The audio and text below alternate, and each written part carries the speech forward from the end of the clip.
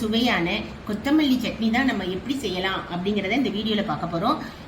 இந்த சட்னி சப்பாத்தி, தோசை, இட்லி எல்லாத்துக்குமே ரொம்ப நல்லா இருக்கும். சாதத்துக்கு வந்து பார்த்தீங்கன்னா இதே சட்னியை நாங்கள் கொஞ்சம் வேற மாதிரி செய்வோம். அதை நான் நெக்ஸ்ட் வீடியோவில் அப்லோட் பண்ணுறேன்.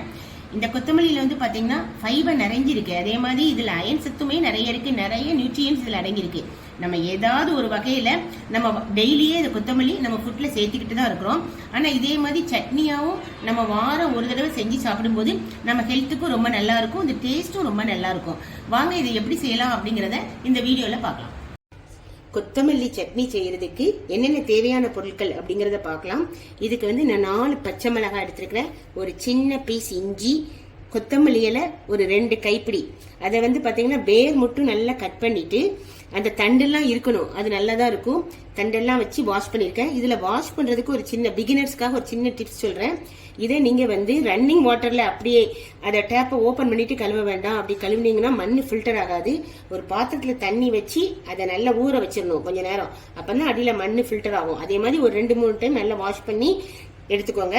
அதை நான் நல்லா வடிகட்டி வச்சிருக்கிறேன். அந்த கொத்தமல்லி இலை 2 கைப்பிடி, ஒரு பெரிய வெங்காயம், 2 கைப்பிடி தேங்காய், 1 டேபிள் ஸ்பூன் கடலைப்பருப்பு, 1 டேபிள் ஸ்பூன் உளுந்த பருப்பு, ஒரு 10 சின்ன வெங்காயம். அதாவது இதுக்கு பெரிய வெங்காயமும் சின்ன வெங்காயம் இதே மாதிரி சேர்ந்து அரைக்கும் போதுதான் இதோட டேஸ்ட் ரொம்ப நல்லா இருக்கும். இதை எப்படி செய்யலாம் அப்படிங்கறத பார்க்கலாம் வாங்க. கொத்தமல்லி சட்னி ரெடி பண்றதுக்கு வானொலி அடுப்புல வச்சு அடுப்பு ஆன் பண்ணிருக்கிறேன். அதுல 1 டேபிள் ஸ்பூன் நல்லெண்ணெய் சேர்த்திருக்கிறேன்.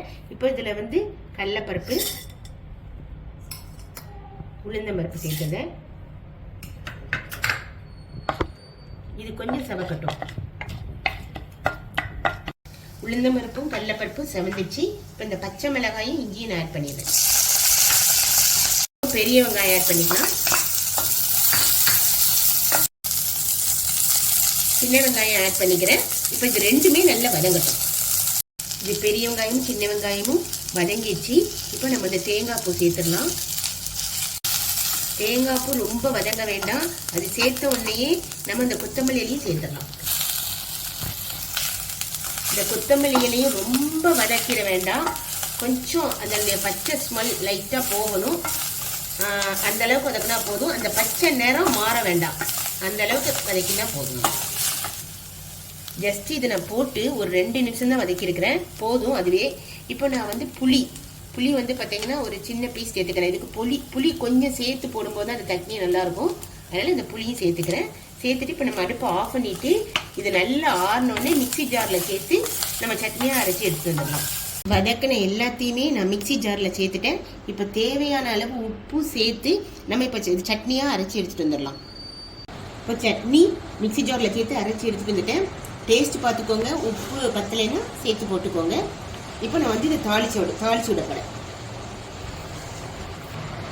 தாளிக்கிறதுக்கு தாளிப்பு கரண்டியில் 1 டேபிள் ஸ்பூன் நல்லெண்ணெய் சேர்த்துருக்கிறேன்.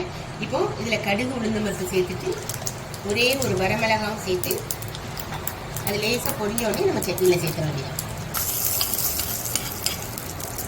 இப்போ நமக்கு டேஸ்டான கொத்தமல்லி சட்னி ரெடி ஆயிடுச்சு. இதை நீங்களும் உங்கள் வீட்டில் செஞ்சு பார்த்து உங்கள் ஃபீட்பேக் எங்களுக்கு தெரிவிங்க. இந்த ரெசிபி பிடிச்சிருந்தா ஒரு லைக் கொடுத்து ஷேர் அண்ட் சப்ஸ்கிரைப் பண்ணுங்கள். தேங்க்யூ.